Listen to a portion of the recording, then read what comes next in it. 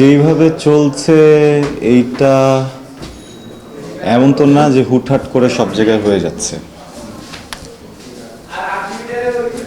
এটা তো পরিকল্পিত, হঠাৎ করে তো এসব হওয়া সম্ভব না। তো দেশে যেহেতু প্রশাসন আছে, আইন আছে, তাদের কাছে বলতে চাই যে দেখেন, আমরা যারা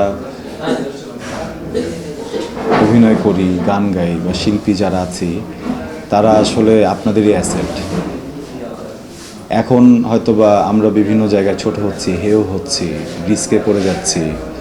আপনারা ভেবেই নিচ্ছেন যে তাতে কার কি, একটা নাটক না দেখলেই বা কি, একটা সিনেমা না দেখলেই বা কি, বা এগুলো না হলেই বা কি।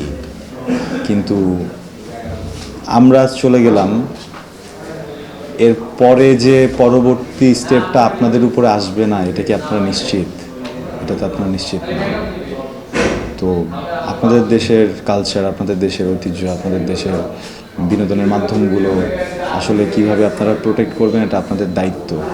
কিন্তু এইভাবে ব্যাক টু ব্যাক এই বিষয়গুলো হয়ে যাওয়াটা, এটা লজ্জার, অনেক বেশি লজ্জার।